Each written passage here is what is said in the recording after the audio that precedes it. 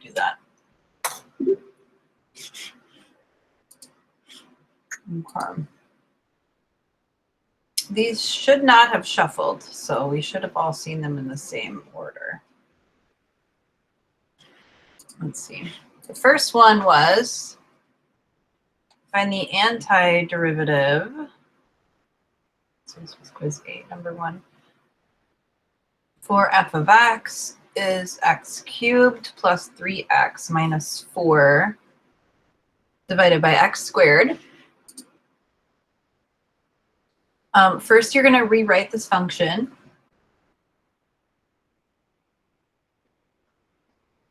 By splitting up your fractions.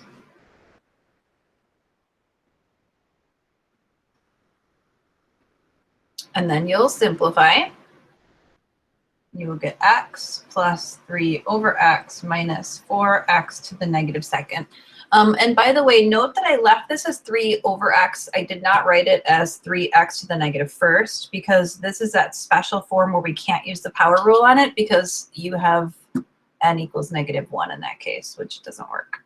So let's go ahead and now integrate this x plus 3 over x minus 4 times x to the negative second dx. You're going to get 1/2 x squared. So we're increasing the exponent by 1 and dividing by the new exponent, plus 3 times the natural log of the absolute value of x, minus 4 times x to the increase the power by 1 is the negative first, and divide by -1 plus c. And then we'll simplify. I might have put an option in here where the answer was only included parentheses around the natural log. Let's see. Did I do that? I did. I was just trying to throw you off. Yeah, because it's so important, and I mentioned it a few times yesterday that the absolute value bars are very important. So your distractors all shuffled, but this was the answer you should have obtained. And then one of them had like a minus sign here because I was afraid that you might screw up the signage there. Questions on number 1? Okay.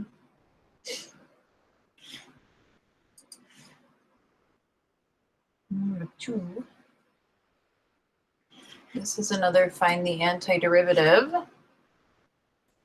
The function is f of t equals 2 cosecant t cotangent t secant t.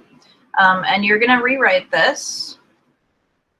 I would rewrite the cosecant as being over the sine of t. If you want, you can even just leave the 2 as its own separate factor, if that'll make it easier for you to see everything. The cotangent is the cosine over the sine, and the secant is 1 over the cosine. So you're going to get the cosines to cancel.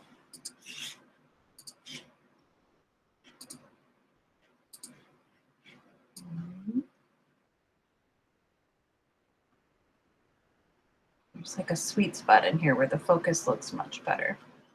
Just trying to find the sweet spot. Was that your last quiz? It can be. We can vote on whether or not you want to take a quiz Monday. I know it seems silly, like who would want to take a quiz, but I'm always shocked by how many people vote yes because they are trying to improve their score and they feel like if they just have one more chance, they would like to take it. So we can vote on that. All right, so this will be 2 times 1 over the sine squared of t, and 1 over sine squared is cosecant squared. So we rewrote the function as twice the cosecant squared of t. Now you can put that into your integral. And it's all about just recognizing the forms. So you're thinking like, okay, cosecant squared t is the derivative for what? Well, if you don't know, think about not the cosecant, but the secant. You know that the derivative of the tangent of t would be secant squared. The derivative of cotangent t is negative cosecant squared. It's not negative, but we'll make it negative, and then we'll call it cotangent t plus c. So it's -2 cotangent t plus c, somewhere in there. I should be like selecting these just to make sure that I didn't actually preview this quiz. I usually preview them. I don't know why I didn't preview this one. Maybe because I didn't feel it was necessary. Okay. So this is the answer for number 2. Number 3. Any questions on number 2 before I do number 3?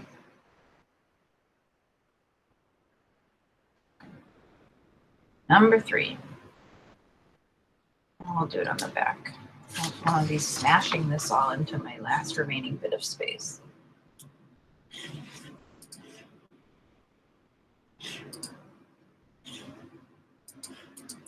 Number 3, solve the differential equation. F double prime of x is x to the -3/2. F prime of 4 equals 1, and f of 4 equals 4. F prime of x is going to be the integral of x to the -3/2 dx. So if we're trying to get up to the previous level, we'll integrate. -3/2 plus 1 is -1/2. Divide by your new exponent, add c, and then we'll simplify that a little bit. Now, since you're going to have to solve for c, my recommendation in this case is to rewrite your this rational exponent as a radical.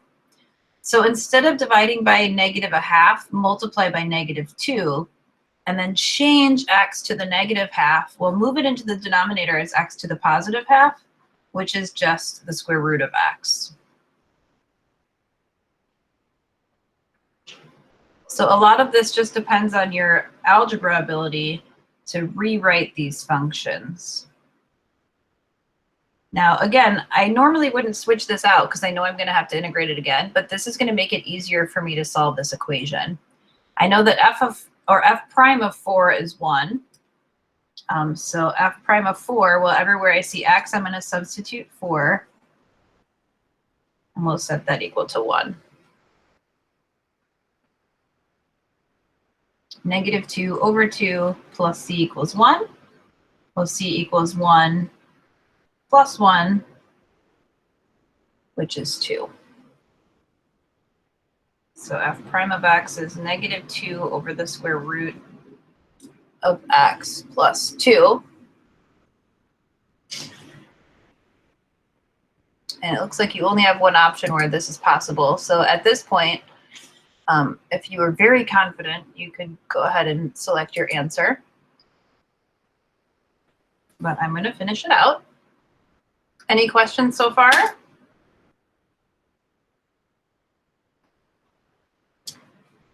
So we are going to have to integrate this one more time. So we'll rewrite it again with a rational exponent.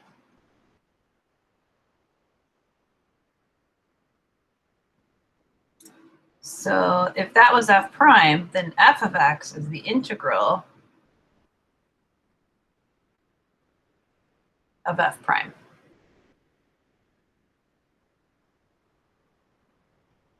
And then you have -2 and then x to the +1/2 divided by 1/2 plus 2x plus c.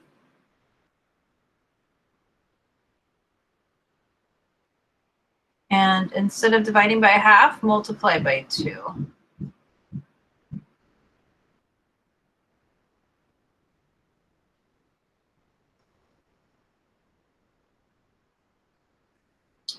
And then you have that you can use f of 4 equals 4.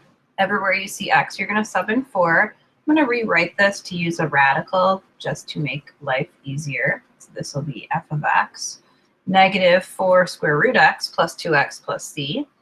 If f of 4 is 4, I have negative 4 times the square root of 4 plus 2 times 4 plus c, and that's equal to 4. And remember that this is the f of 4.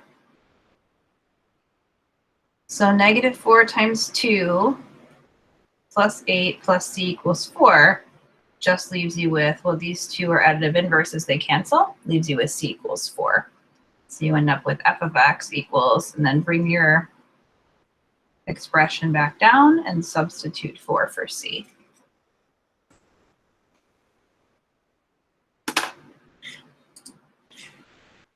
Submit quiz. Excellent.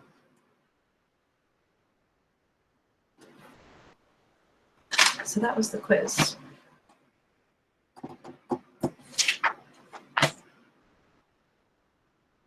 Any remaining quiz questions?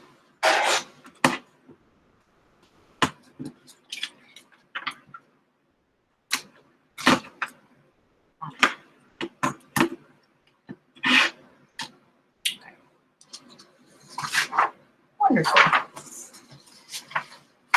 All right, so we are going to start out today with the FTC Part 2. I am done with FTC Part 1. I'm not doing any more of it, like ever.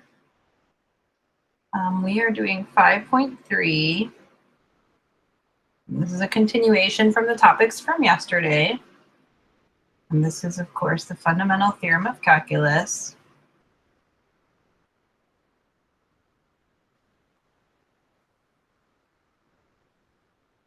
FTC. We did part 1 yesterday, and today we will do part 2.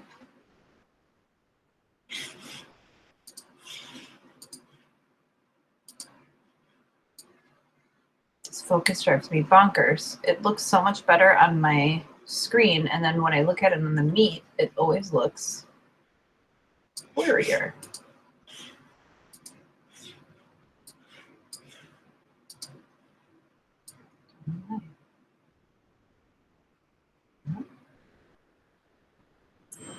Oh well.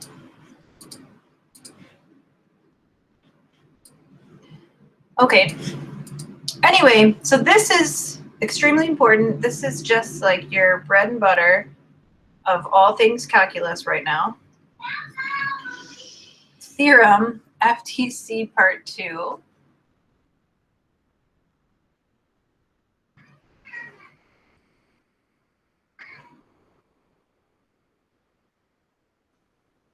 We're going to let f be continuous on the closed interval from a to b.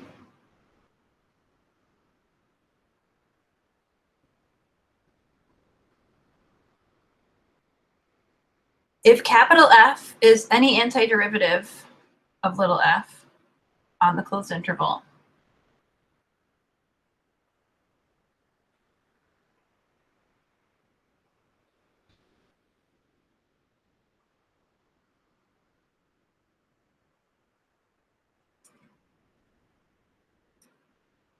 then here's your result. This is very, very, very important. The integral from a to b of f of x dx is the antiderivative evaluated at b minus the antiderivative evaluated at a.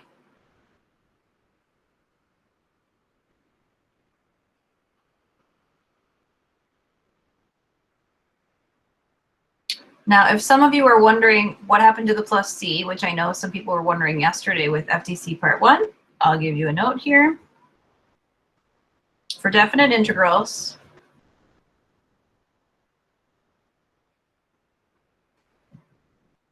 and definite integrals are ones that have upper and lower limits of integration.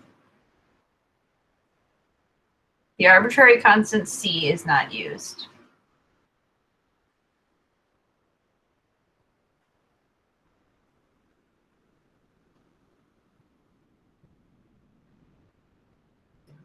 And if you're thinking about this in terms of area, we kind of talked about this a little bit yesterday. We definitely summarized it. When you are taking a definite integral, we're talking about finding the area on an interval from one specific value, a, to another specific value, b. So definite integrals have upper and lower limits of integration. So the type of integral that we looked at yesterday was called an indefinite integral. Indefinite integrals do not have upper and lower limits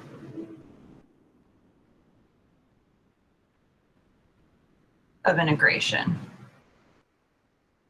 For those, we're just looking at the integral of f of x dx. So the definite integrals are where you're going to see these upper and lower limits.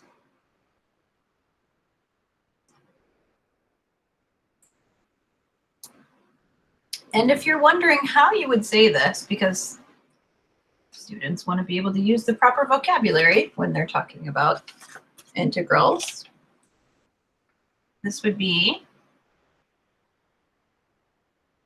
the integral from a to b of f of x dx.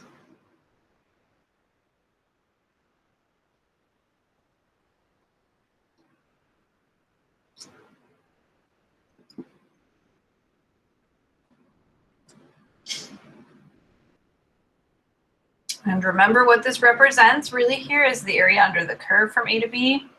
So you could have any function f of x, and you would chop it off at these upper and lower limits of integration. And the integral from a to b represents the area under the curve from a to b. So we did not go through the whole process of using the little rectangles and subintervals to find areas. We're just going to use our rules for integration.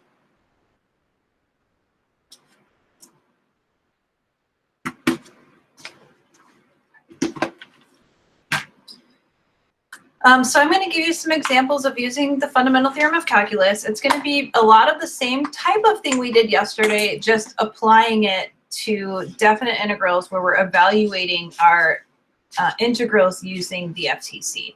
So there's not a whole lot of anything that's necessarily new that we're going to be doing in 5.3 today. The slight difference here is that we're going to just be evaluating our antiderivatives at the upper and lower endpoints. But the process of finding them is going to be the same. I'm going to call this example 2 just because yesterday I gave you example 1 using FTC part 1. So this is technically example 2.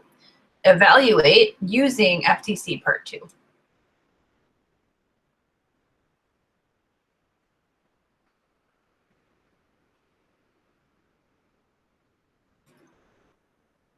And this is how you're going to evaluate any definite integrals that you see. So I don't want you to be confused thinking like, well, what are my other options for evaluating these? You don't have any. Like, you are going to be using the FTC part 2 all the time. So the first one is going to be an integral from -2 to 4 of -5 dx. Now, I'm going to tie in the whole concept of area as we go through this example, just so that you kind of have a better understanding of what this represents.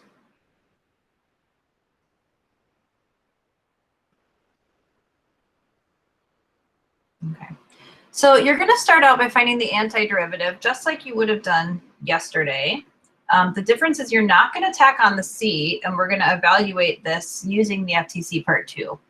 So this is a constant, and when we're evaluating the integral of a constant, remember we're just popping an x onto that. The derivative of -5x is -5. That's why when we integrate, we're going back the other direction. When you integrate a constant, you're just popping an x onto that constant. Now don't add your plus c. Instead, when we show that we're evaluating this, we make sort of like this vertical line, and then we show the evaluation by sending it from -2 to 4, same order as you saw them originally. And then you have a couple of options here for how you want to do this. If you want to factor out the -5, you can. If you want to leave it in, that's fine too. I'll show you both ways just so that you can do whatever you're comfortable with. You might find that it depends on the problem you're working with at the time. So technically we can take -5 and multiply it by 4. But remember, you're always subtracting when you use the FTC. So you're going to evaluate at the upper limit of integration just by letting x be whatever your upper limit is. Then you're going to subtract off the evaluation at your lower limit, always with subtraction. So be careful with your signs here. So you're subtracting off -5 times -2. And then that leaves you with -20 minus, and then -5 times -2 gives you +10. So you have 3 negatives, you should still have a minus there. And that gives you -30. Now I do, like I said, I want to tie this in with area. Give me a second here to make this connection. If you're wondering, okay, if this represents area, how is it possible that our area is negative? I am going to get into that because it is important for you to understand. But if you wanted to evaluate this by factoring out the 5, I just want to show you, you could have done that as well. You could have just taken out the 5, or I'm sorry, the -5, and then just evaluated x at the upper minus the lower. So it would have been 4 minus -2. You could have done that also. And that would be -5 times, and then 4 plus 2 is 6. It still gets you to -30, just using a slightly different process. So you decide. Just remember to be careful with your signs. Remember that you're always subtracting when you're using the FTC.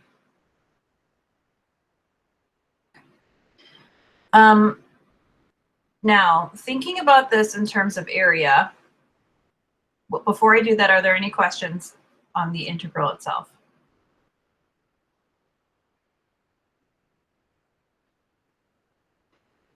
The function is -5. Remember that a constant function is represented by a horizontal line. So if f of x equals -5, that's just like saying y equals -5. And y equals is this horizontal line.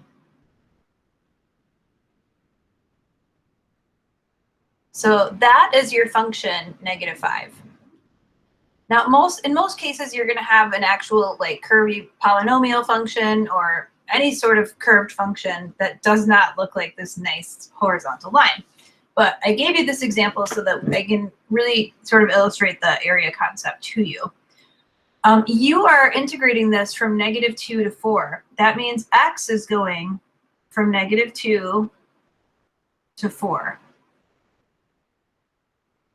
So when you're looking at finding the area under a curve, you're always going from the x-axis to your function. So in order to get from the x-axis to my function, the only way that I can do that is to go underneath the x-axis.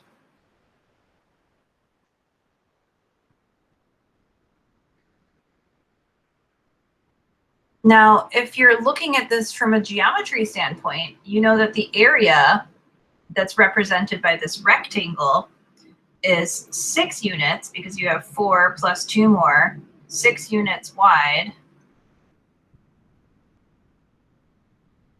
times, and then you have 5 units because you had to get down from 0 to -5. And the rectangle would be 5 units high. So this would be the area of your rectangle. And that would give you 30 units squared. However, anytime we are looking at area that's underneath the x-axis, that area is considered negative area. It's just the way that it's done in calculus. So because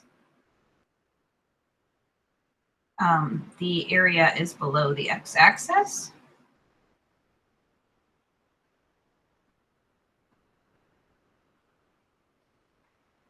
it's considered negative area. Hence, your integral is -30.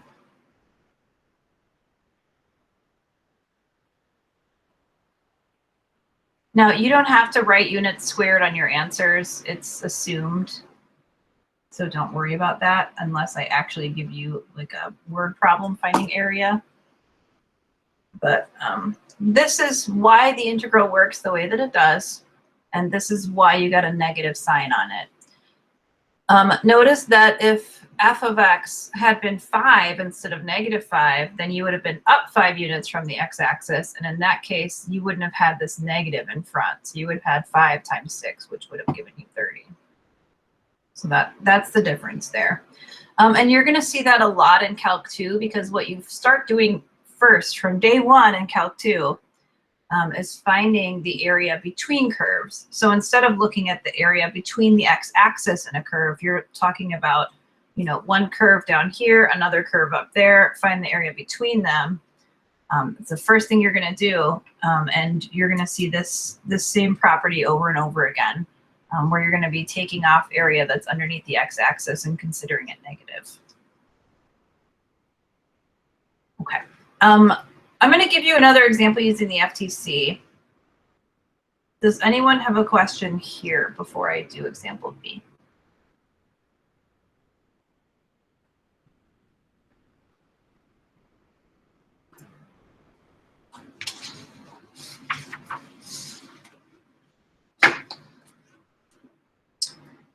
Wonderful.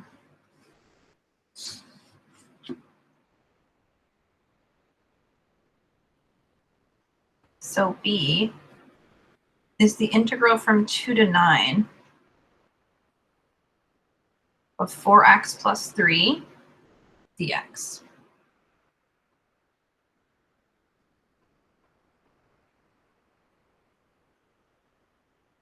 So I just want you to get familiar with using FTC Part 2. Yesterday we became familiar with actually evaluating the antiderivatives. So go ahead and evaluate the antiderivative. You'll have 4, and then x, increase the power by 1, gets you to the second power, and divide by 2. And then plus 3x.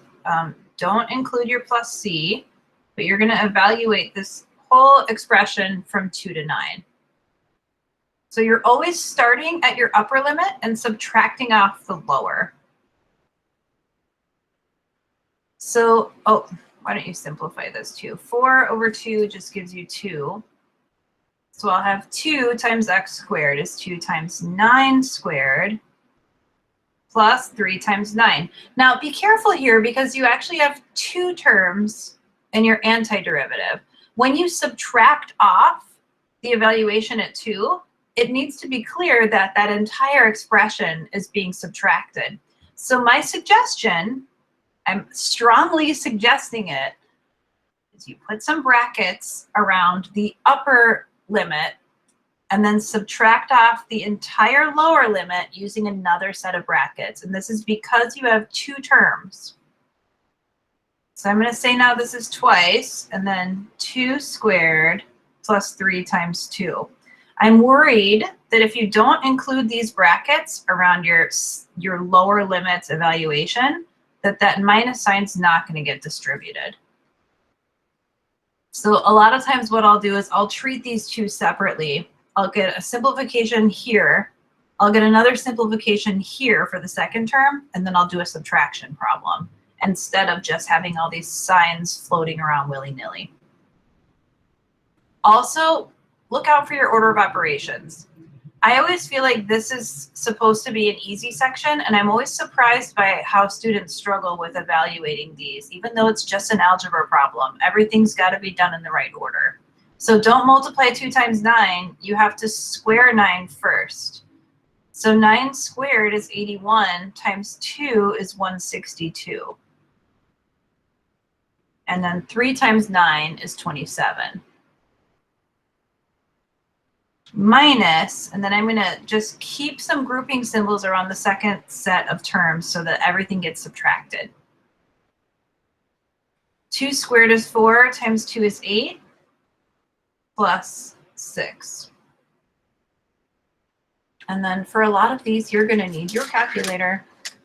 Well, maybe you won't need it, but it will be helpful to have. So here you'll have Add 27, it gets you to 189 minus, and then 8 plus 6 is 14. And that gets you to 175.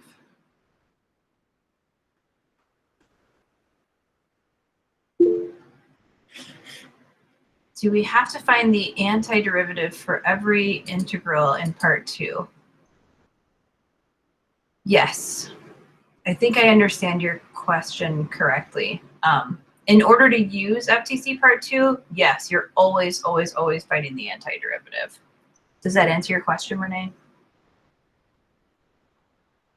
Yes, yeah. Always take the antiderivative before you evaluate. Yeah, don't evaluate this. Evaluate your antiderivative. Other questions on B, or any general questions so far?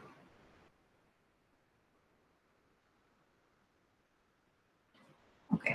I feel like I should show you, and I always question whether or not I should show you, but I'm sure some students already know, and I don't want to give anybody an unfair advantage.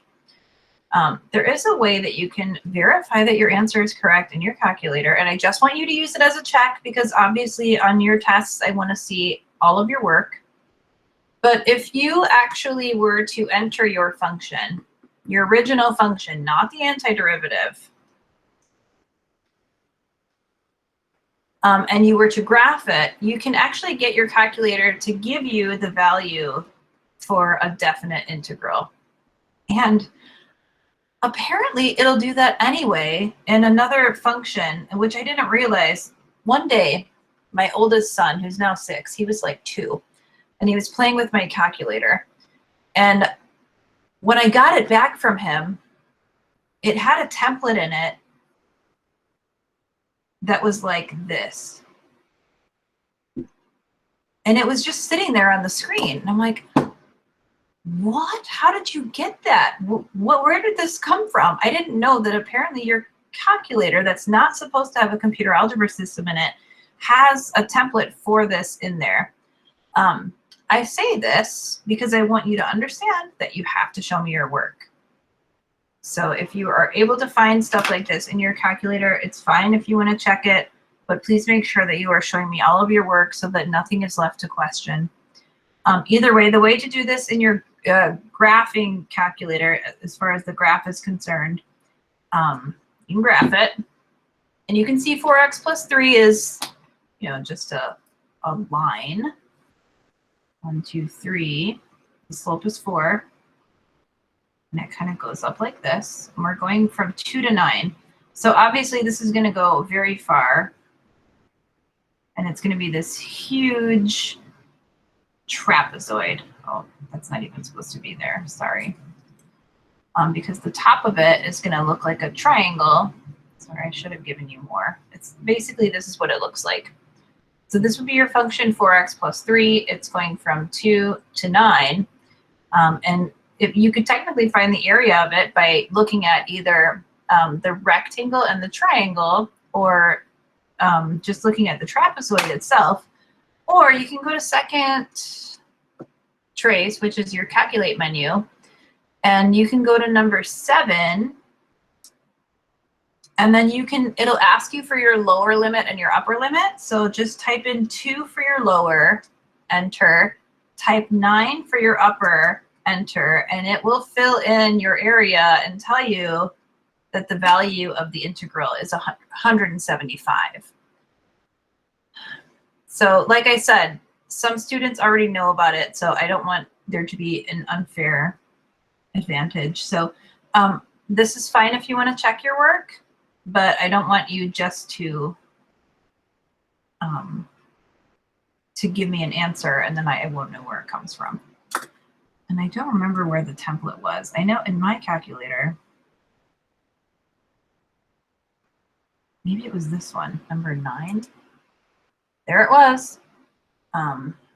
Again, you can use it to check your work. I went to the math button, and then it's number 9, the integral of a function. Mine gives a template. Yours might just have a series of commas under which you need to enter your information. If yours has a series of commas, You'll enter your function, and then you'll have to tell it what variable you want to integrate with respect to, and then your limits. I think it goes variable, then limits. It might be the opposite. It might be the limits, then the variable, but I think it goes in this order. So either way, it also had a function, so I can fill mine in, I guess, 4x plus 3 dx. Oh, yeah, I just deleted it. Awesome. That was an accident, but that's fine. It also has one for a derivative, which is number 8. I don't know, I just never showed you this before, but it will evaluate your derivative at a specific point. It just won't actually give you an expression for the derivative. So like if you want to know, for instance, the derivative of x plus 1, it's not going to tell you. It'll just evaluate it for a specific value. So like your calculator is not going to give you an indefinite integral, but it will give you a definite integral. See what I'm saying? Okay. Now that you have that,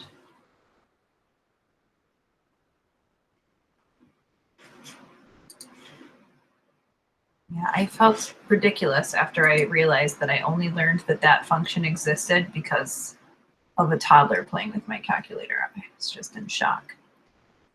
And then it all made sense because I was teaching a Calc 2 class at the time, and I had this test that I gave them where several students like just gave me the value for an indefinite integral. And I realized like, yeah, it's Calc 2 and yeah, it's a polynomial, but like there should be more steps here. And I think that maybe they were using that function on their calculator and I just didn't realize it was there. And I mean, it was like an in-person class, obviously, because it was like 3 years ago. So I'm just like, how would they have possibly gotten that out of nowhere? Couldn't figure it out. Terrible. Okay, so let's do this one because I wanted to at least put in one natural log for you. Go ahead and find the antiderivative. So we've done this sort of thing several times already. So the integral of 1 is x, and then for 2 over x, you have twice the natural log of, don't forget your absolute value bars. In most cases, it's not going to matter. Usually we're only evaluating for positive numbers.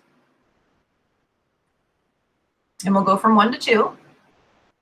And again, I'm looking at 2 different terms here. So I'm going to keep them separated with some grouping symbols. So I have, and if you want to just use parentheses, that's fine. I'll just use parentheses. They're more natural to use. 2 minus 2 natural log 2. Now, you don't have to use the absolute value bars once you've evaluated this because 2 is already positive. So the absolute value of 2 is the same as 2. Don't worry about it. At that point, you can drop them.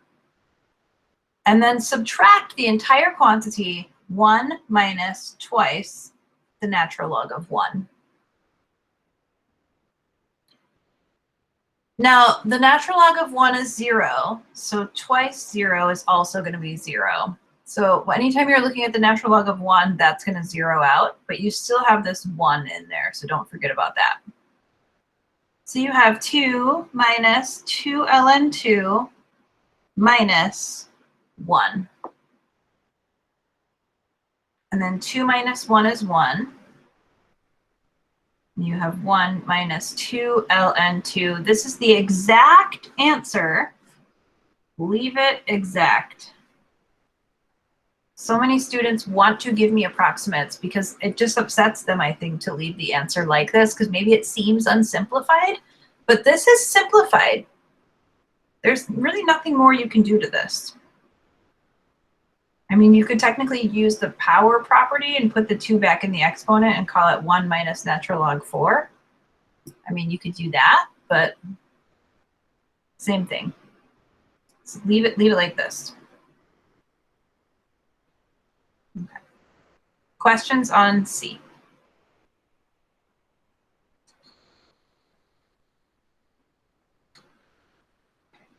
So D is another one that's kind of like the question that we had on the quiz, and somebody asked one similar to this in the office hour as well.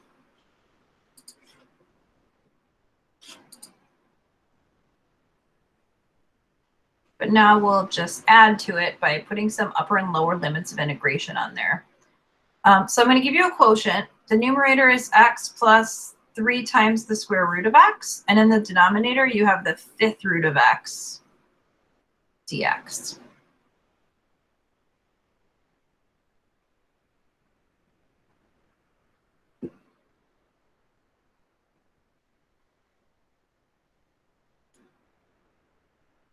Okay, so we're going to split this up just like we did for the quiz question.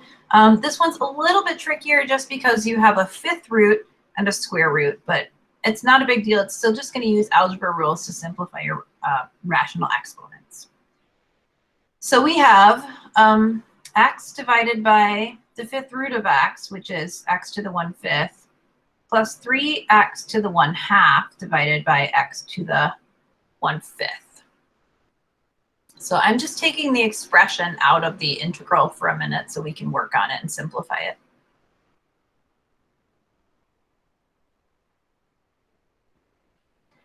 Remember that when you are dividing with the same base, you subtract the exponents. So that's what I'm going to do to simplify this. I'm going to rewrite this as x to the 1 minus 1/5 plus 3 times x to the 1/2 minus 1/5.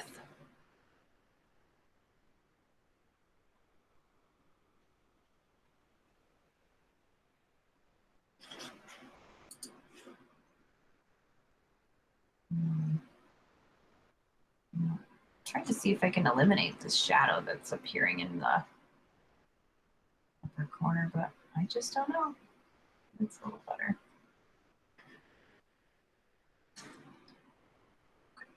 All right, so now I'm going to simplify that. 1 minus 1/5 is 4/5.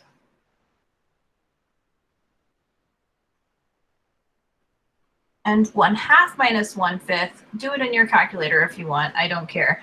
But it's 5/10 minus 2/10, which is 3/10.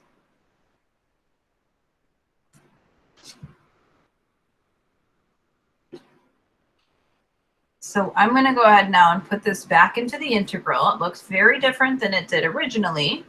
Does anyone have a question about the way that I rewrote the integrand?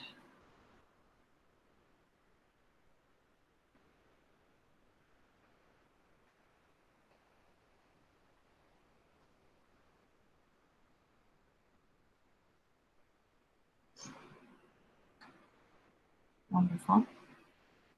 All right, but I'm going to use the same process here to integrate. I'm going to add 1 to the exponent and divide by the new exponent.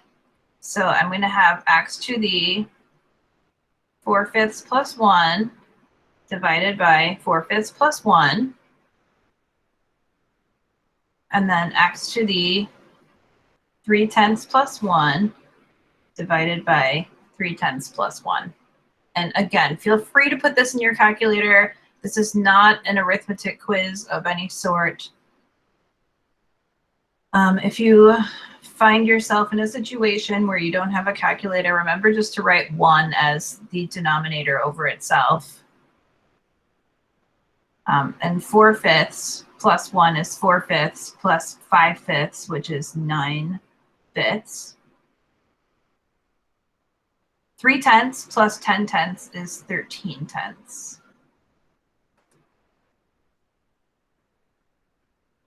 And then we'll just keep simplifying the antiderivative, and eventually we'll evaluate this at the upper and lower limits of integration. We don't want to forget about that.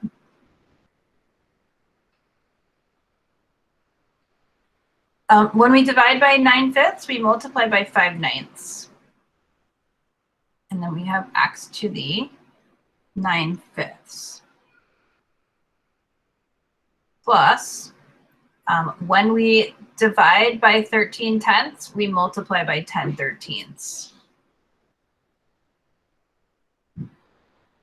You can do that in one step if you want. I just don't want to do too much at one time and throw anybody off. So I'm just adding more steps to mine. Now, this whole expression is getting evaluated from 0 to 1. Notice that when we evaluate at 0, because these are terms that just have x to a power in them, both of those are going to zero out. That's not going to happen all the time, but it will happen in this case. So let's see, what we're really looking at is 5/9 x to the 9/5 plus 30/13 x to the 13/10, and we're evaluating that from 0 to 1. At 1, I have 5/9. I'll put my work in here. Again, this is something that you wouldn't need to show me as much work for. It's pretty straightforward for me to see anyway.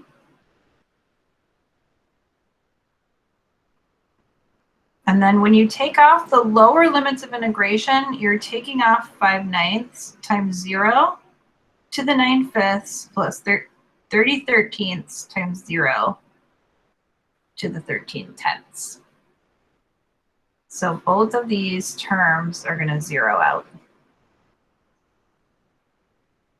And 1 to the 9/5 and 1 to the 13/10 are still just 1. So you'll have 5/9 plus 30/13, and then you'll go to your calculator and you're going to enter 5/9 plus 30/13. Hit the math button, enter, enter, and you get 335/117.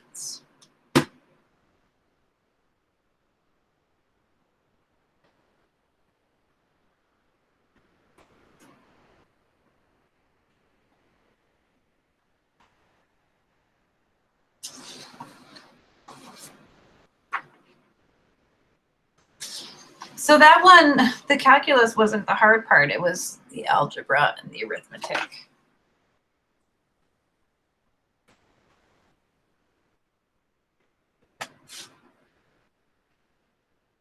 Questions on example D?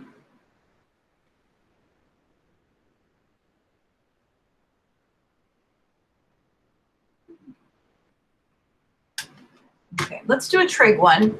We can all use more work with trig.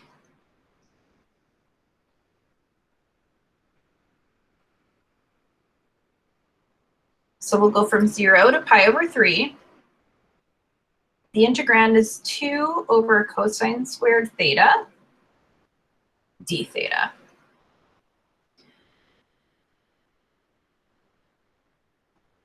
Now, again, when you're looking at these trig integrals, you have to think about them backwards in terms of derivatives. If you can't think about it in terms of derivatives, then you're going to have to rewrite the function in a way that will get you to a derivative. But when I see cosine squared in the denominator, I'm thinking of secant squared in the numerator. And I'm even going to pull the 2 out just so I can only focus on the trig function itself. So I move the 2 from the numerator in front of the integrand, which is totally fine. And then I rewrote 1 over cosine squared as secant squared. Now this is a derivative that I know something about, because I know that if I take the derivative of tangent theta, I get secant squared theta. That must mean the integral of secant squared theta is tangent theta. So there's not a whole lot of work you have to do here. It's really just sort of matching this up to a form whose derivative you know something about. So I'm going to write this as twice tangent theta, not tangent squared, because remember the derivative of tangent theta is secant squared theta. So it's just tangent. And we're going to take that from 0 to pi over 3. And then you're going to look at your unit circle, or you're going to switch this to sines and cosines, whatever you have to do. If you don't know your tangent values, that's fine. But it seems like what I've noticed is that students also don't know their sine and cosine values. And for something like pi over 3, that's a little bit alarming, because that's a very basic special angle. So if you want to switch this to sine over cosine, that's fine. But if you already don't know your sines and cosines, you might as well look at your unit circle and get the tangent value. I once gave you a table of sine, cosine, and tangent values for your special angles. I don't know if you still have that. I think I said put a star around it or highlight it or something. But you're taking twice the tangent of pi over 3. And if you want to write this as then minus twice tangent 0, that's fine. Or you can leave the 2 factored, and you can do it that way. Just factor out the 2 and evaluate the difference of these 2 tangents. Up to you. I know that the tangent of pi over 3 is the square root of 3. The tangent of pi over 6 is the square root of 3 over 3. And the tangent of 0 is 0. So my answer here is twice the square root of 3.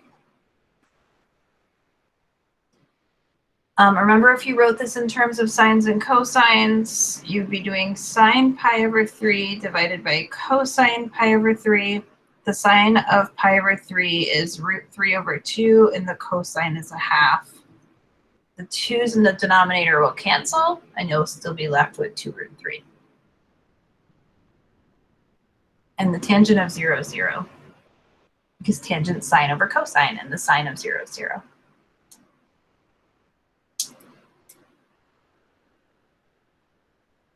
Questions on E?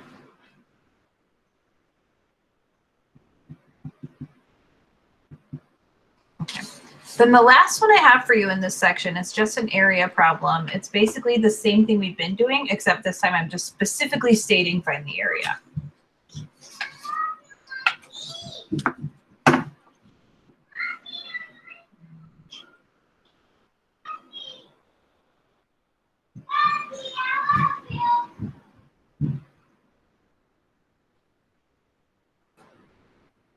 Find the area of the region.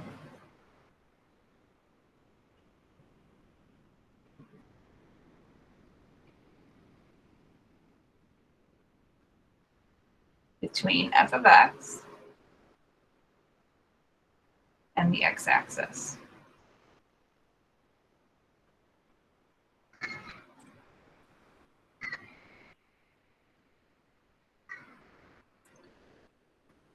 The function is y equals 1 over x. And I have to give you some limits of integration here, telling you where to take the area from what value to what value. So we're going to go from 1 over e to e squared.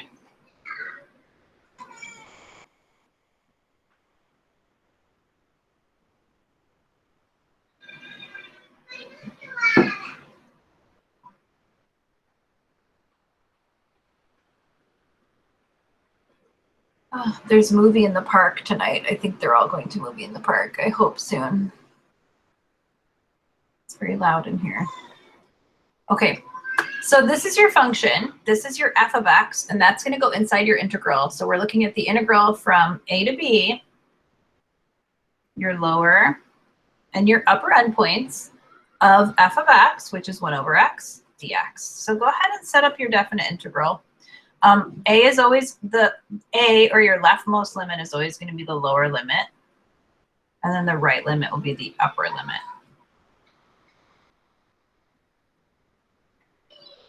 It looks like that.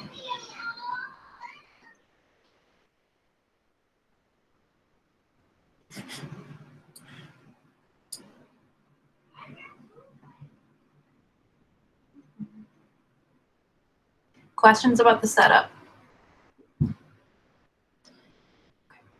So go ahead and find the antiderivative. So this will be the natural log of, don't forget your absolute values, natural log of the absolute value of x.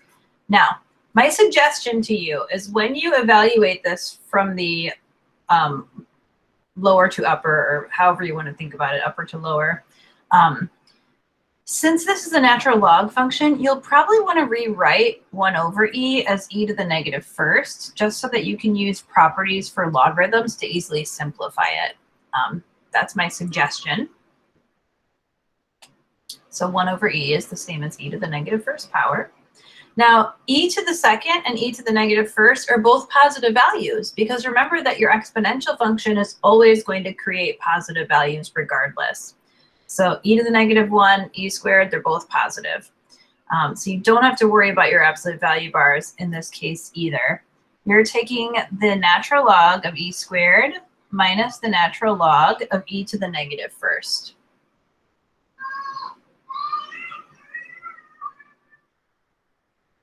And then the natural log of e to the x is x. So the natural log of e squared is 2. And then for the same reason, we're pulling down the subtraction. And then the natural log of e to the negative first is -1. So don't forget you've got two negatives here for two different reasons. And then 2 minus -1 is 2 plus 1, which is 3.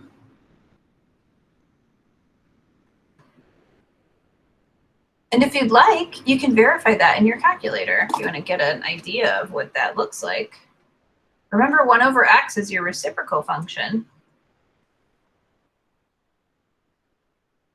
Graph that. Technically, you don't even have to graph it. You can go straight to your calculate menu. But you will calculate number 7 from e squared. So just enter second natural log to get e squared to your upper limit, which is 1 over e. Next, 1 divided by e to the first. And this is the area that's represented between f of x and the x-axis. And your area is indeed, well, why does it say -3? Weird. I actually have no idea why this says -3. I'm kind of happy that I did this now because I didn't expect that would happen. The area is definitely positive. Did I enter the limits in the wrong order? Oh my gosh, I did. I did enter them in the wrong order, didn't I? I'm really glad that happened too, because I have to give you this property in a few minutes. And I'm going to remind you of what just happened when I give you the property, which is actually the next thing I was going to do.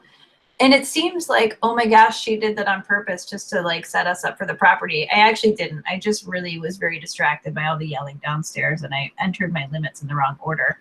We're going from 1 over e to e squared. Okay, so I entered them in the wrong order, and note that I got a negative area. I'm going to enter them now in the correct order. And the lower limit I'm going to enter as 1 over e. And the upper limit I'm going to enter as e squared. And now notice, well, okay, first of all, your calculator has to do a lot of crazy computations, and it's telling you 3.000001 because it's doing a series of approximations here. If that happens, you can just assume your calculator means 3 and everything is fine. But you do indeed end up getting an area of 3 here, which you should. If you switch your limits of integration, your value for the area is going to come out as the opposite of what you want. Now, I'm done with example 3, so I'm going to formalize that right now in a property for you. Before I do that, does anybody have a question on example 3?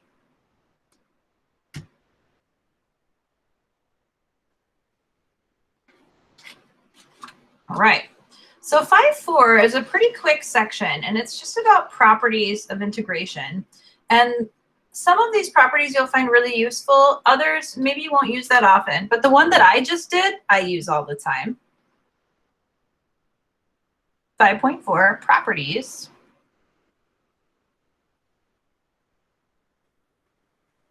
of the definite integral.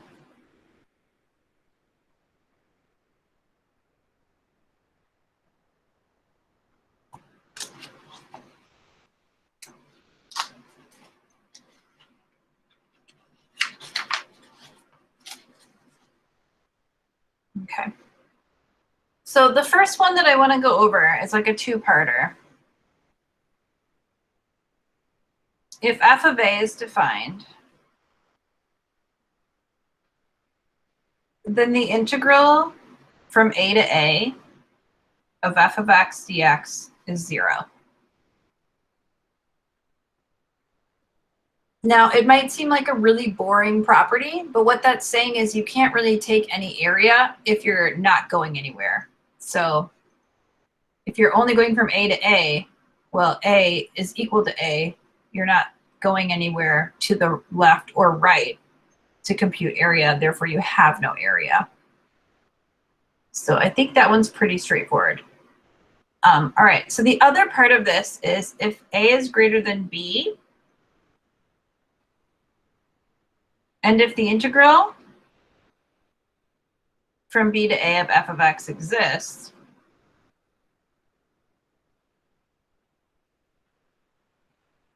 then the integral from a to b of f of x dx equals the negative integral, my negative sign,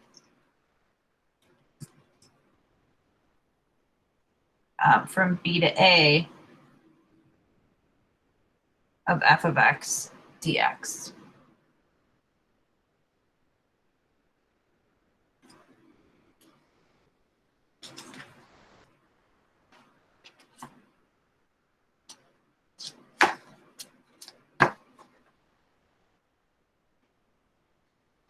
Okay, so this was just illustrated by what I did on my calculator when I switched the order of the upper and lower limits of integration, and you ended up getting a negative area. Essentially, it was this property at work. It was supposed to be from a to b, but instead we got the negative integral from b to a. I'm going to actually use this quite a bit in 5.5 whenever we're working on some of these more advanced substitution integrals. And you're going to find that in some cases, you're going to end up with a negative integral. And it's easier to make the integral positive and switch your limits of integration because you have one less negative sign to worry about. That's when I use this property. And you'll find that sometimes when you do a substitution, you'll end up looking at the integral, the negative integral from like 25 to 0. And usually it doesn't have to be the case, but it's nice to have your lower limit be the smaller number and your upper limit be the larger number. And if that ends up not being the case when you do a substitution, sometimes it's easier just to switch those and switch the sign. So you will find that I will use this quite a bit. Okay.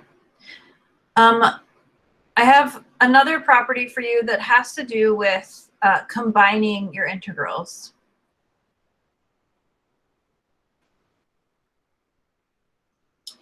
If a function f is integrable on an interval containing a, b, and c,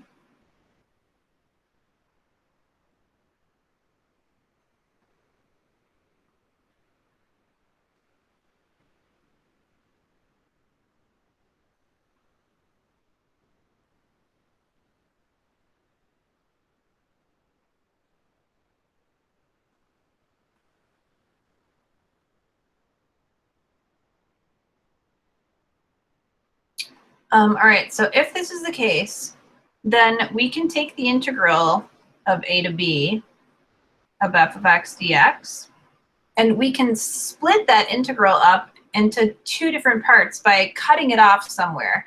And you're going to find that this is going to be really helpful to you in Calc 2 when you have one curve that's the upper curve, and then they kind of intersect and it becomes the lower curve. I'm going to show you a picture of what something like that would look like.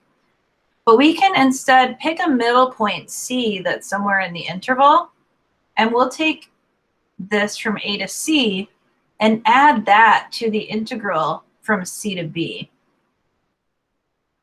So what this is saying is that we can cut off our region anywhere we want and just do two different integrals, or intervals if you want to think about it that way, instead of one.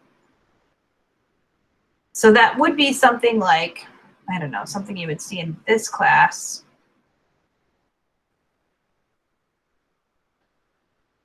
Would look more like this. So here's your function f of x.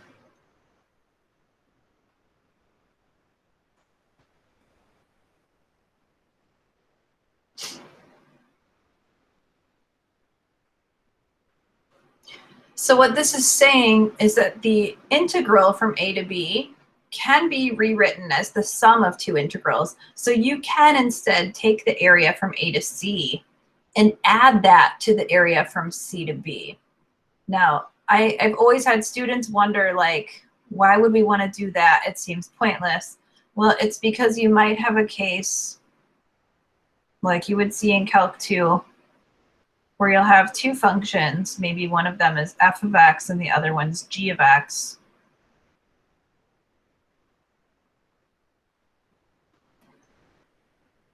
And you're asked to find the area from A to B. Now, if you're looking to find the area of these two functions, you would need to look at these two regions separately, because you're going to come up with this formula where you're going to subtract the bottom function from the top function. And notice that in this case, the top function's g of x, but over here, the top function is f of x.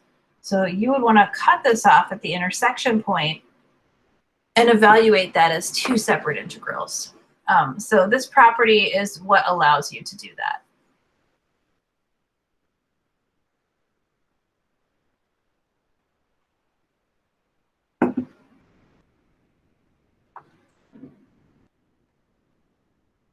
Okay. But it's just saying it's an option. You can do it. You don't have to do it.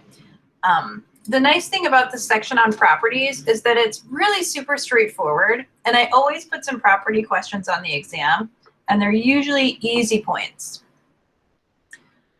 So when I do these, I like to give you just general functions, and I don't give you anything specific, because the whole point is I want you to use properties to find these values. I don't want you using the FTC. That's why I give you general functions. So I'm going to say evaluate given, and I'm going to give you two integrals. One of them is from 2 to 6 of f of x dx equals 4. And the other one is from 6 to 9 of f of x dx is 5. Oh, never mind. I'm going to give you 3. Sorry, I was wondering where that third one went. I'm overlooking it. The last one is going to be from 2 to 6 of g of x dx, and that value is 3. So in 5.4, for the most part, you are not using the FTC, for the most part, when you're looking at these properties.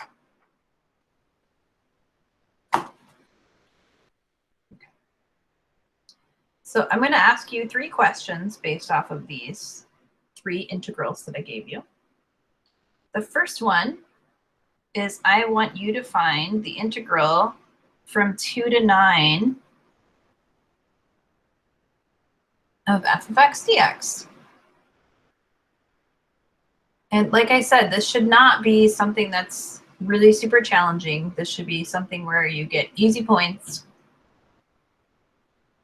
In order to get from 2 to 9, you're going to add the integrals from 2 to 6 and from 6 to 9. Make sure that you keep with your function f. You can't switch over to g because that won't represent the function values that you have. So we're going to go from 2 to 6, and we're going to add that to the integral from 6 to 9.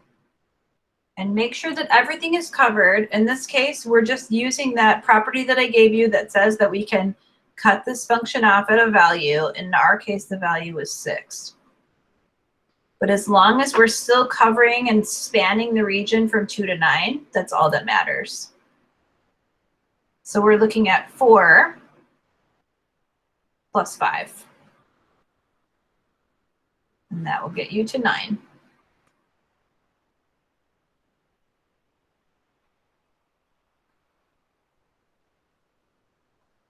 Any questions on A?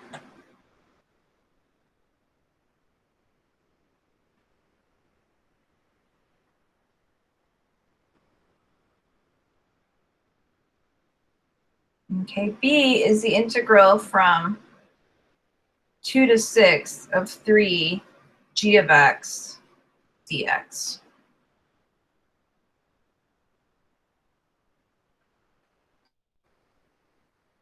Note that whether the 3 is inside or outside does not matter. If we wanted to, we could call this 3 times the integral from 2 to 6 of g of x dx. You don't even have to rewrite it though. All you need to do is recognize that I gave you the integral from 2 to 6 of g of x dx. Make sure you're looking at g and not f. This 3 is the 3 in front, and the value of that integral is 3. And you get 9 again for b.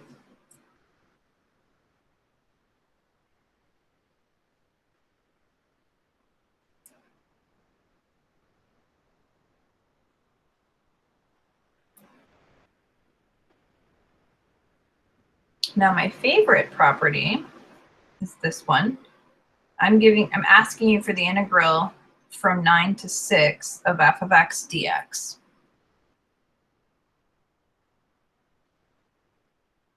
And your job is to notice that I didn't give you any information about the integral from 9 to 6. I gave you information about the integral from 6 to 9. But I can take this integral from 6 to 9 and multiply it by a negative. And that will get me the integral from 9 to 6. So from 6 to 9, it's 5. So I have negative 5 as the value of the integral there.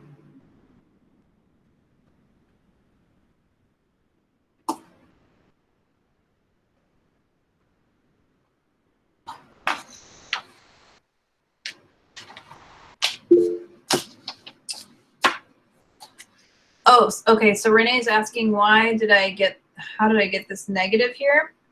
That comes from this property. So if I want to switch the limits of integration, I have to apply a negative sign.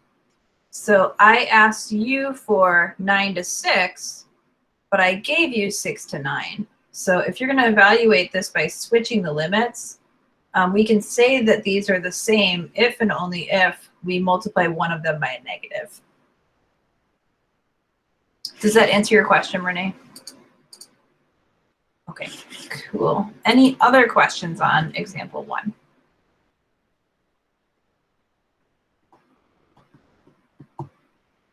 Okay. And for B, so for B, the first 3 came from here. So I originally had a 3 in front of the gx. I just pulled it out so it would be in front of the integral. So this 3 came from the 3 in front. And then the 4 came from this 3.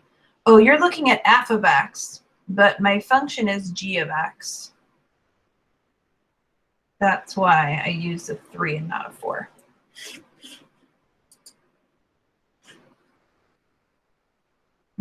You're welcome. Okay. Other questions on example 1?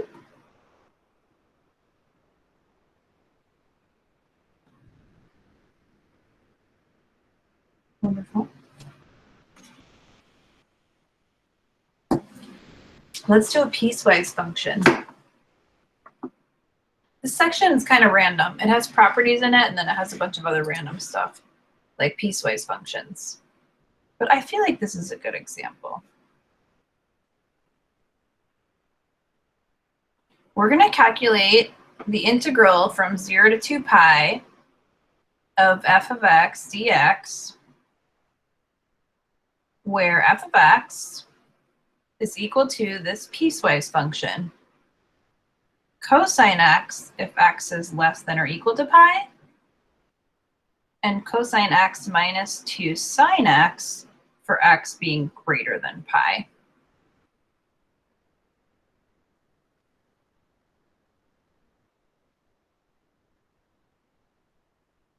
And this is one of those problems that looks way harder than it is. But it uses this property that allows us to split up our integral into 2 sub-integrals. So what we're going to do is we're going to look at our goal. We're going to take the integral from 0 to pi because that is going to follow one function. And then we're going to add that to the integral from pi to 2 pi, which is going to follow the other piece of the function. So technically it's the same function. We're just looking at 2 different pieces of it. Pi is the cutoff point.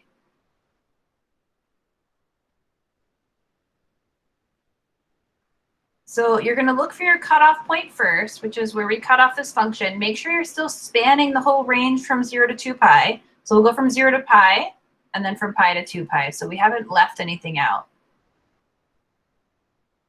And now you just need to figure out which function goes where. So we know if x is less than or equal to pi, now I'm in this 0 to pi range, I'm going to follow cosine x. So I'm going to go from 0 to pi of cosine x dx. And then the piecewise function says that if x is greater than pi, I need to follow cosine x minus 2 sine x. So I'm going to go for values greater than pi, from pi to 2 pi, cosine x minus 2 sine x dx.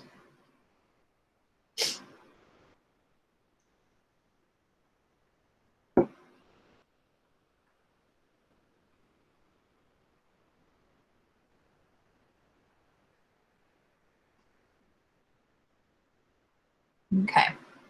And then I'm just going to evaluate these two separately, but just note that because of that property that allows us to split this up, we can write this as two integrals and follow the definition of the piecewise function.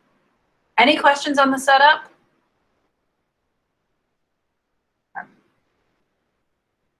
Wonderful.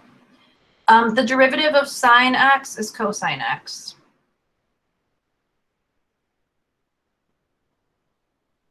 And if you'd like, you can evaluate this now and then deal with your second integral. I kind of like to just integrate everything and then evaluate using the FTC in the next step, but that's up to you. Okay, so we already said the integral of cosine x is sine x. Now I know that the integral of cosine x is negative sine x. Well, this is negative 2 sine x. So I can write this as plus 2 cosine x. And remember, always double check, take your derivative and make sure you get back. But the derivative of cosine is negative sine. So the cosine is positive, and then you get a derivative that's negative sine. And then the constant multiple just kind of carries it along. The thing that people miss most often with these trig integrals is the SIGN sign of the integral. Right? But if cosine is positive, then its derivative is a negative sign. All right, I'm going to evaluate this using the FTC. Before I do that, are there any questions here?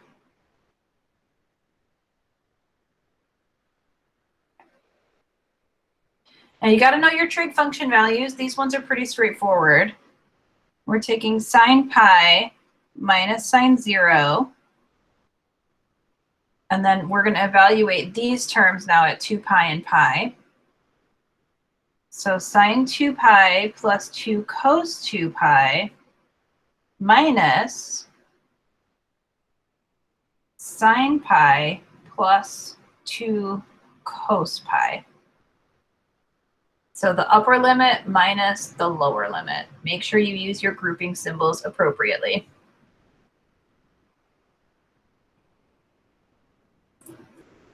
Sine of pi is 0. Remember that the sign is the y value. Pi is sitting here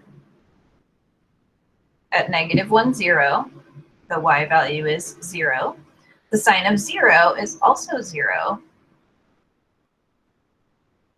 So this will be 0 minus 0. I'm just going to fill all this in so you can see where everything came from. The sign of 2 pi is the same as the sign of 0. The cosine of 2 pi, however, is 1, the x value, minus the sine of pi, which we already said was 0. The cosine of pi is -1. Look at all those grouping symbols.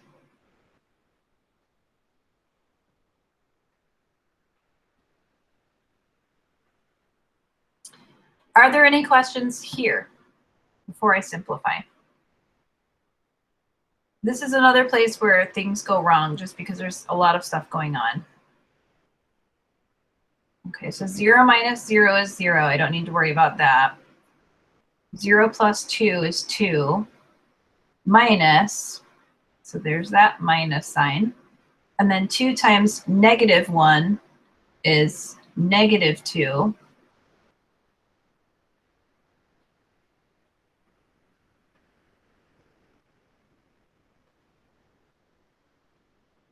And then 2 plus 2 is 4.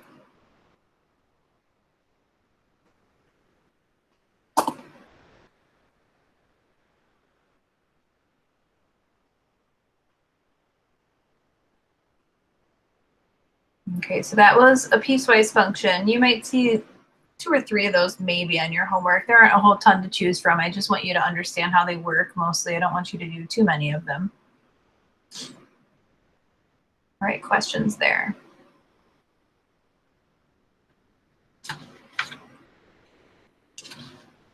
Okay, the last concept in this section has to do with the mean value theorem for integrals and average value. So these two kind of go together.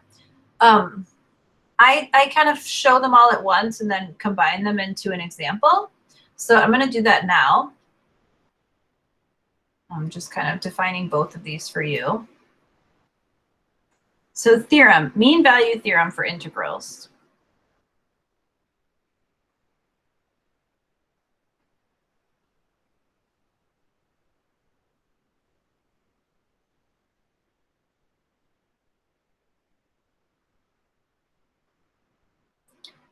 Now I'm going to give you the theorem and then I'm going to show you a picture of it and kind of explain what everything means. The theorem itself might seem confusing, but I think once you understand the geometry behind it, it will become really clear and kind of cool.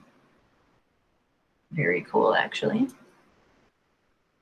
If f is continuous on the closed interval from a to b, there is a real number u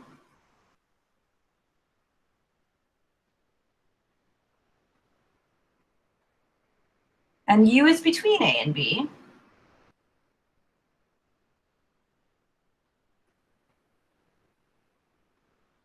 for which the integral from a to b of f of x dx equals f of u times b minus a.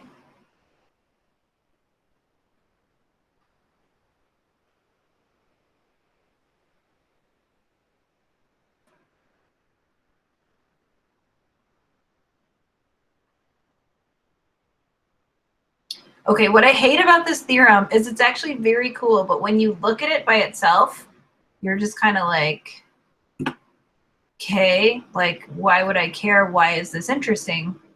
Well, think about what this means. And actually, let's draw the picture first. As the picture says, 1,000 words. Okay. So let's say you have some function f of x, and it could do any number of things, but let's say that maybe it looks kind of like this.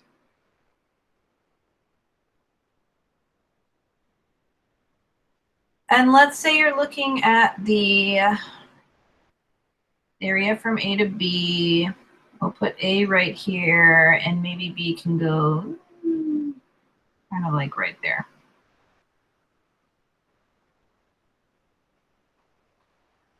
Okay, now remember that the left side of your mean value theorem is saying that we're representing the area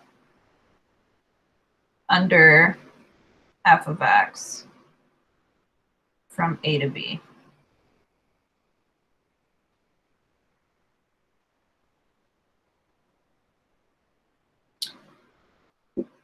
Okay.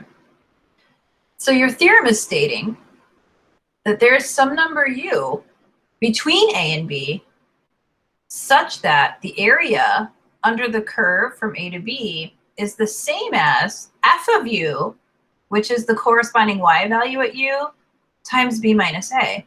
Well, b minus a is going to be a width.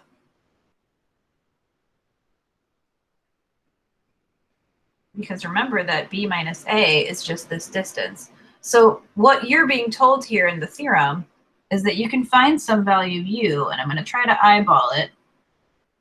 I mean, it looks like it's smack in the middle here for the function that I drew.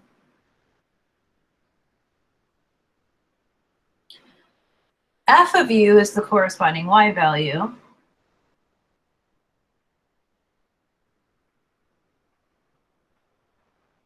Actually, let's pull that out a little bit further.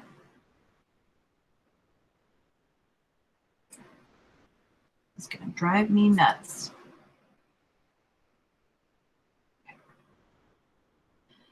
Okay, now I want you to look at this. I didn't just choose u because it was smack in the middle of A and B. I know it's sort of random that it worked out that way.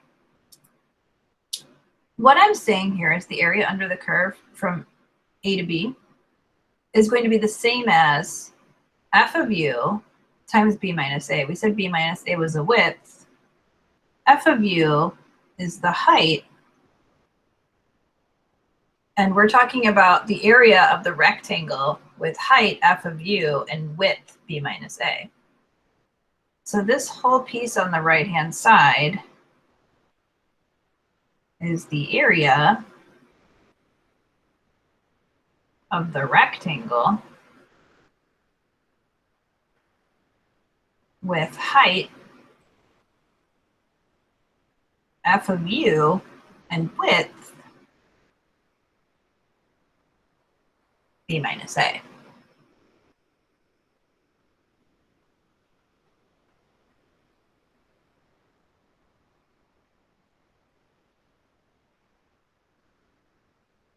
Make sure that I give you some time to write this down so you can focus.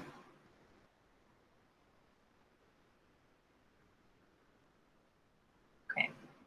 Now, think about this. Where I actually placed u was strategic because what I wanted to do was find a spot somewhere where it looked like if I drew a horizontal line, f of u, that I would end up having the area under the curve here appearing to be about the same as the area underneath the rectangle and between the curve. So my goal was to find u such that f of u would sort of zero these two areas out.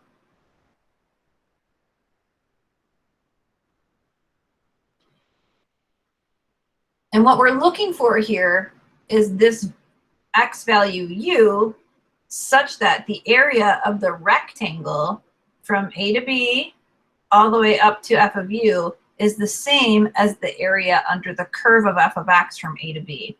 Now, if you were to imagine taking this empty space here that's not really part of our area and swinging it around over here, it's like you're kind of filling in that space underneath the curve that wasn't included under the rectangle. So the mean value theorem for integrals is just basically saying, find me a value u, and you can find one, assuming f is continuous on the closed interval. There is a value u, you need to find it, such that f of u times b minus a is equal to the area under the curve. So the area of the rectangle with height f of u and width b minus a is the exact same as the area from A to B under the curve f of x.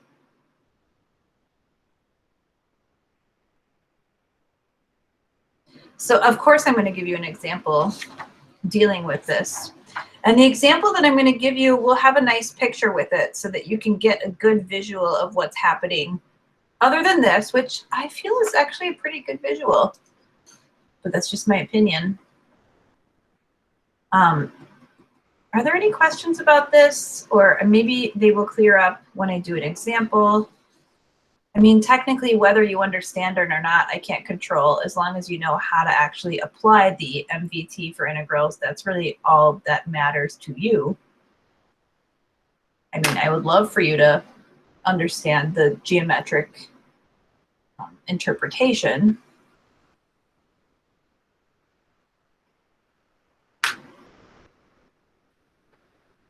Okay, so we're going to work on finding this value u in the interval from A to B such that f of u is equal to the area under the curve from A to B, or f of u times b minus a is equal to this area under the curve.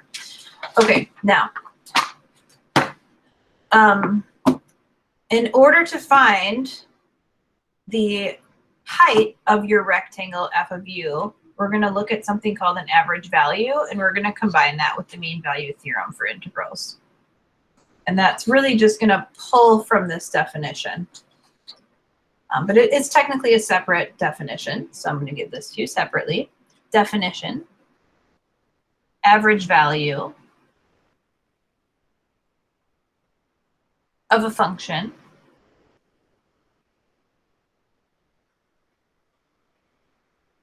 over an interval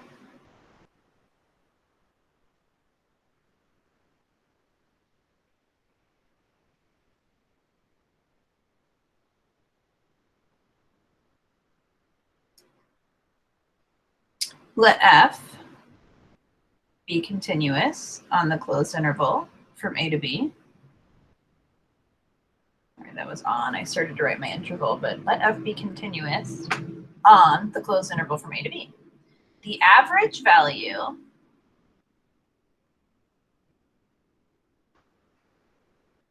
and we call this y bar of f over the interval from a to b is y bar equals, and now here's where your mean value theorem comes in. Y bar is going to represent your f of u. In order to solve for f of u, also known as y bar, you're going to divide both sides by b minus a. If you're dividing by b minus a, you're multiplying by 1 over b minus a. That's where you get the formula for the average value. So you're going to take 1 over b minus a times the integral from a to b of f of x dx.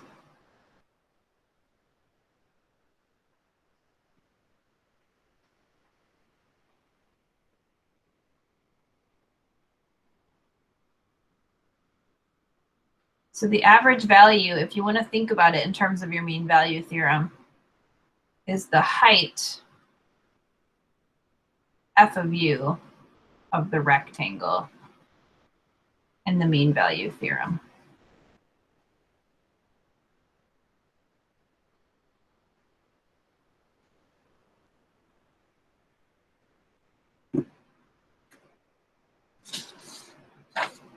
So I'm going to give you an example where first we find the average value, and then we use the average value to actually solve for that u value that we're looking for using the original function.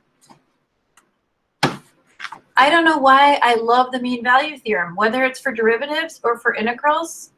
I don't know. I think it's great. I'm trying to transfer my enthusiasm to you, which is really hard to do over the computer, but I try because I really love this and I think it's really cool. So I'm going to show you an example and then we're going to look at a picture of it when we're done, and you can sort of look at it and ooh and ah and say like, wow, that's actually really a cool application of integration and area.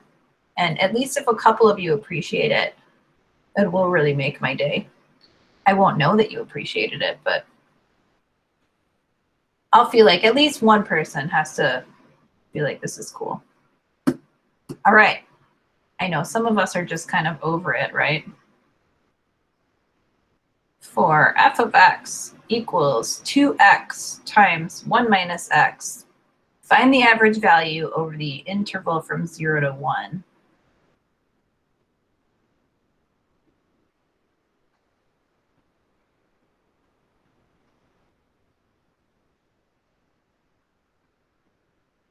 Then find u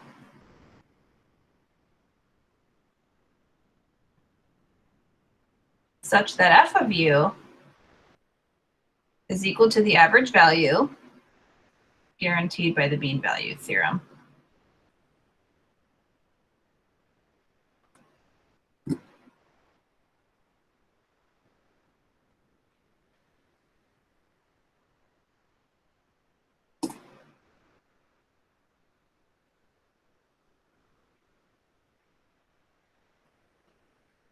Okay, so this is the order in which we're going to do this. First, you find f of u, and then you use f of u to find the actual u value on the x-axis where you're going to partition your interval.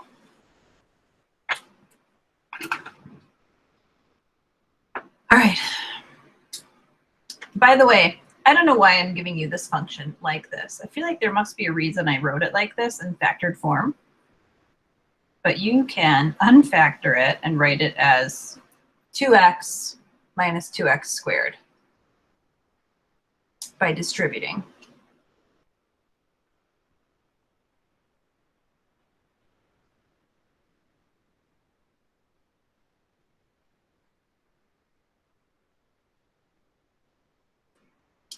All right, first let's find the average value, y bar. This is 1 over b minus a. Now, in this particular instance, b minus a is 1, so you're taking 1 over 1, which is also 1, which isn't changing your integral at all. That won't always be the case, but that's just the way it is in this particular example. You're not actually going to get a different constant multiple, and that's okay. 2x minus 2x squared dx. Okay, so this is going to get you to y bar. Go ahead, Morgan. What's your question? Where did you get 1 and 0 from? Like, oh, so these are from the closed interval from 0 to 1 from your problem statement. So this represents A and B. Does that make sense? Yeah, thank you. All right, cool. Other questions before I proceed? Okay. So I took 1 over b minus a times the integral from a to b of f of x dx. Now this is just going to turn into you using the FTC part 2 like you always do, because you're going to get 1 over 1, and clearly that's not changing anything. And then you're going to find the antiderivative. So 2 times x squared over 2 minus 2 times x cubed over 3. And then you're going to evaluate from 0 to 1. So nothing new there, just finding the antiderivative, increasing the exponent by 1, and dividing by the new exponent. So the 2's are going to cancel. 1 over 1 is just 1, so you don't have to keep carrying it around. Don't forget, we're still looking for y bar here. Is x squared minus 2/3 x cubed from 0 to 1.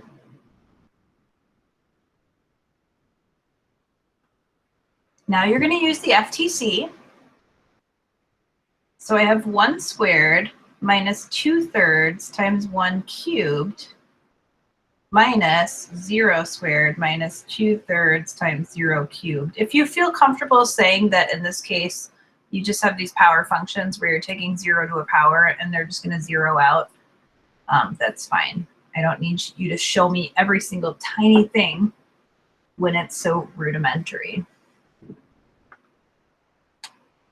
Okay, so we just have 1 minus 2/3, which is 1/3. But this is your average value.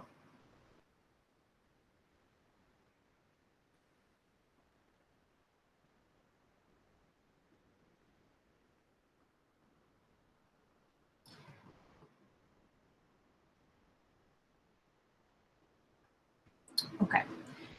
Now, we're going to put all this together with a picture soon. But what we're going to do now is use the average value to solve for your missing u. So I gave you a formula here for average value. We know that this represents f of u.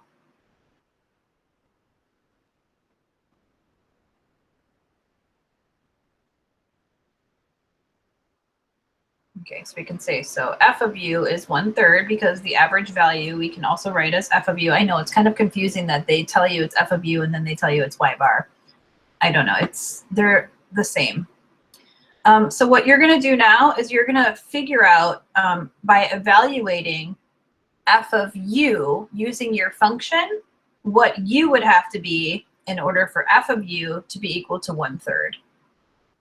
So you're going to take f of x, rewrite it in terms of u, and set it equal to 1/3.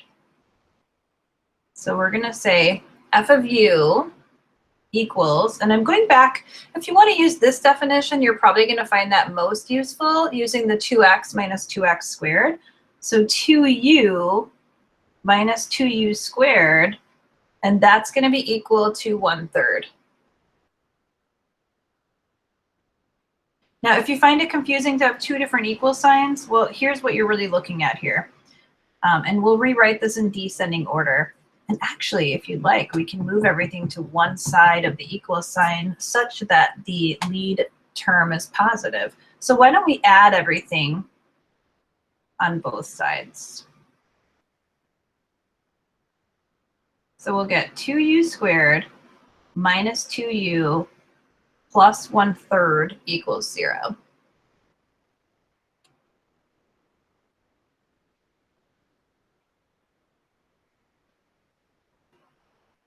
Now, you may be able to factor this, you may not be able to factor this. If I were you, I'd multiply each term by 3 to get rid of the fraction.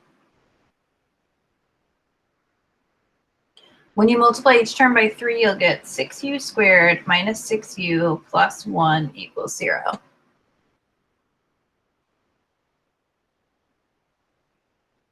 And then you'll try to factor it, and you'll find that you can't factor it because you can't find two numbers that multiply to 6 and add to give you -6.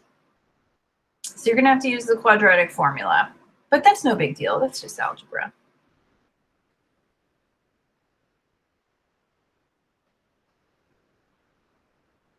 Okay. So u is equal to -b plus or minus the square root of b squared minus 4ac all divided by 2a.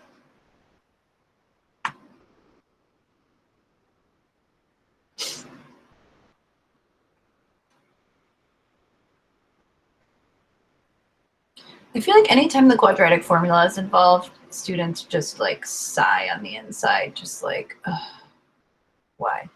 Just because you know your answer is going to be some crazy irrational number. I don't know, there's something about that that's just distressing. 36 minus 24 in your radicand. And let's simplify this out. 6 plus or minus the square root of 12 over 12. I want to point this out. You cannot cancel between the 6 and the 12 here. You would have to have a 6 in every term, which you don't have. So you can't cancel.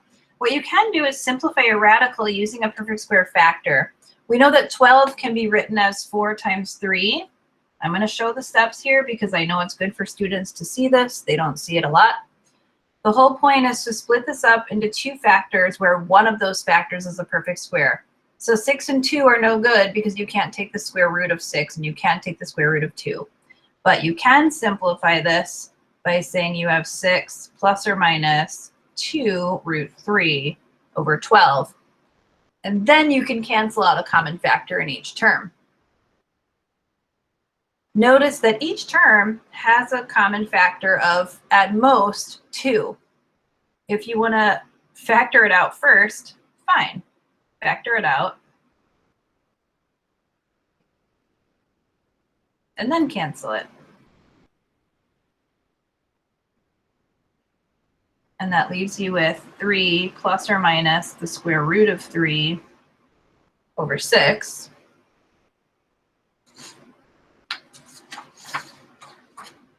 And you're going to get two different values here. And they better be in your interval or you're in trouble, or you can just get rid of one of them. 3 plus the square root of 3, enter, divided by 6. One of your values is approximately 0.78868. And the other one for your minus version is approximately 0.21132. These are your values for u. So that means you have more than one value where you're going to be able to find this rectangle. And we're going to graph this in our graphing calculators so that you can see this picture. I love this picture. Oh, it's so great.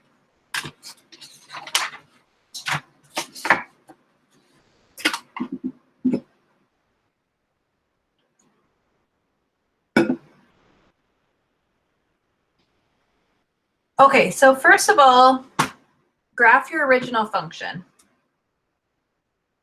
2x minus 2x squared.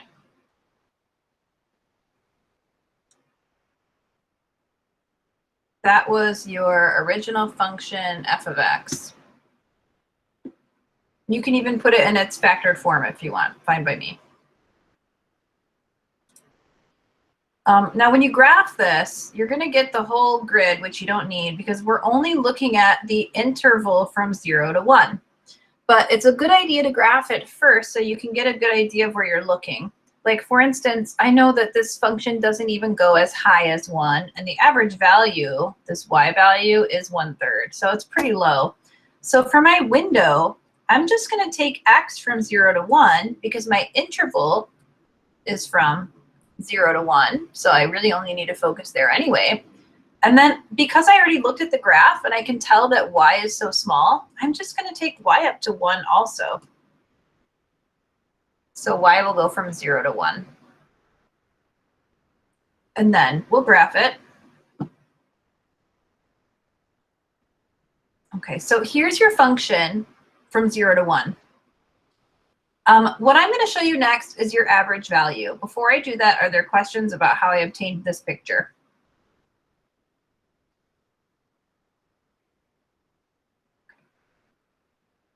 Let's graph the average value. The average value was y equals 1/3. And if that seems odd to you, don't worry, you're going to see where this all comes together, how it all comes together. All right, graph your average value. The average value represents where you have to cut off this function in order to obtain an area underneath here that equals the area that you'd be excluding under the curve. So this represents, this picture, that the area underneath your curve from 0 to 1 has to be the same as the area underneath the rectangle from 0 to 1. Now, obviously, the rectangle isn't as high as your function, and that's because it includes pieces that would not be under your graph, specifically this piece over here that looks sort of triangular, and the other like triangular piece over here. So the average value is representing where these two areas are the same. I bet you could, well, because you could technically, I mean, the area obviously of your rectangle has a height of 1/3 and a base of 1. So you would be looking for your area to be 1/3 under your curve. I think if you calculate, you can just pick the curve for number 7. Yeah, you're on the curve. And you could take your lower limit as 0 and your upper limit as 1. And you will get that the area under the curve is 1/3. There it is. All right. So 0.333. So the area under your curve is 1/3. Now, obviously, it's a rectangle. You already know what the area of that's going to be. But if you actually go to number 7 to find that area, you have to jump to your other curves. You know, I jumped over here using my cursor, and now I'm on the 1/3 line. Lower limit 0, upper limit 1. That area is also 1/3. So we found the y value where the height of the rectangle had the same, or I'm sorry, we found the y value where the rectangle had the same area as the area under the curve. What we're looking for now is the x value. We found that when we solved for u. We're looking for 0.79-ish and 0.21-ish. Well, how do I get rid of this? Maybe if I regraph it, no, it'll all still be there. What we can do is calculate the intersection. It's so weird that it's keeping this here. How do I clear this? I don't know. I'm just gonna like delete this and reinsert it just to not have to worry about it. 1/3. There, delete that. Maybe I'll regraph it now. Okay, good. I want this to be super clear without all these colored rectangles and things. If you were to actually find the intersection points between your average value and the curve here and here, you would obtain these values for u that you found, 0.789 and 0.211. And I'll show you. Go to calculate. Number 5 is for intersect. And hover over the point. So cursor over. That's going to put you on the first curve. And you're going to say, yes, okay, good. Second curve, yes, good, yes, enter. And it will tell you that the first intersection point happens when y equals 1/3, which we expected. And the intersection happens at 0.2113249. Which matches the result that we obtained. 0.2113249 is right there. The other one should be equal to this value when we took the plus variation and divided by 6. And indeed, if you go to your graph, sorry, just regular graph, calculate number 5 for the intersection, cursor now over to the other intersection point.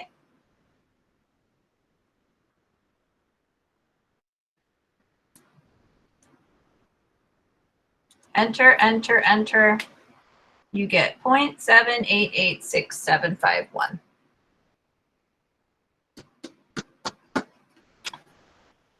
So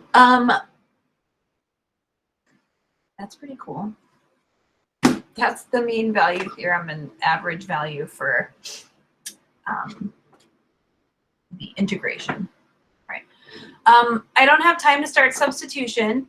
And I forgot to wear my special substitution t-shirt anyway, and it's just not the same without that, which I actually got as a calc student in college. Like my boyfriend at the time bought it for me because he knew how much I liked calculus. And I still have it. And I will wear it when I record your asynchronous lecture, which I'm sure you'll look forward to. Okay, that being said, this stuff is all well and good. It's all important. What I'm going to do in 5.5, starting tonight for your asynchronous lecture, and I'll email you as soon as it's up. If in case for some reason I don't email you, if it's like 2 in the morning and it's processing forever and whatever, you can always check it in the morning. If you like to do these on Friday morning, go ahead and check the YouTube links, and it might even just be there without the email. But I try to email you as soon as it's up so that everybody's aware. 5.5, like I said, is a 2-day process for us. I have a ton of examples just because it's a really, really important concept that you're going to use all the time in Calc 2. So I'm going to start 5.5 for your asynchronous lecture. I'm going to do the first half of it for indefinite integrals. And then we're going to finish it up on Monday with definite integrals. How do we feel about a quiz on Monday? Do we want to do a quiz? I know some people just like any opportunity to get more points. I mean, I don't know. I don't know how to do like a vote in here without setting something fancy up. When do you believe the exam scores will be done? I've been working on them. They're taking forever just because there's a lot that has to go on in the exams. And I have plans tomorrow night. I'm guessing at some point Saturday because I really want to get them out of my life. Sorry. It's just, they're kind of crazy, and you guys are tired of taking tests, and I'm tired of grading them too. You know, sometimes, and I've been using this mentality when I'm grading the tests, like, I'm just like, oh, I don't want to do this right now, but it's like, but can you grade one more test? Can you do it? And I'm just like, yes, technically I can, and then I sit down and I do it. It's kind of like when I'm running, and it's just like, could you run a little faster? Could you go a little farther? And I'm like, yes. And then I have to like go a little bit more. That's how I want you guys to think about this class. When you're feeling tired and you're just like, oh, I'm so done with calculus, I don't want to do any more. Just ask yourself, like, could you put in a little bit more effort? Could you do a few more problems? Could you, ask a question about this? And, maybe if the answer is like, yeah, I do technically have it in me, you should do it. Sorry, I went off on a tangent there, but I was thinking about that earlier today about how I'm just applying this, like, trudging through the grading of the exams to, like, all the other things I have to do in my life, you know, just trying to come up with the effort to do it. So yes, Victoria, I hope to have them done by the end of the day on Saturday. At the latest, end of day on Sunday, but I'm hoping for Saturday. The only plans I think I have this weekend are on Friday. I don't know what my husband's doing. That dictates a lot. But yes, I know you're waiting on them very patiently, so I'm trying to get through them, and I'm going to have more to do next week and more exam writing next week. So got to get it done. But I will post a review key at some point this weekend for your final exam review, because I was asked about that also. Oh yeah, this particular exam is like the worst, and it's like the longest one too. Okay. Oh yeah, 5-5 substitution. I'm starting it tonight, asynchronous. I'll post it.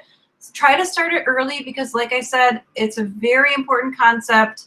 We're going to spend 2 full days on it, and if you're not ready for day 2 on Monday, you're going to struggle. It's not like a super hard topic, but some of the questions can be more challenging. Some of them are much more straightforward. It kind of just depends. So yeah, that's the goal. 5-5, part 1 tonight, part 2 Monday, review for your final exam, and test 5 on Tuesday, test 5 Wednesday, final exam next week, Thursday. We're almost done, you guys. So if you have a little bit more, now's the time to put in that little bit more effort. That's all. Now I owe you like 2 more minutes of your lives back. Anyway, I'm going to put up some homework so you can get started on this. And I'll post your lecture tonight, which I already stated. And I think that's all I have to say. How about I send an email survey and we can decide if we want to do a quiz or not. You have to respond to it, otherwise your answer will not be included. I'll send an email survey and we'll talk about quiz Monday versus no quiz Monday. We'll have time for it, but we'll see. I'll see. And then it can be anonymous and you don't have to feel like everyone's judging you in the chat. Bye. Have a wonderful evening. Would you be able to post a chapter 5 review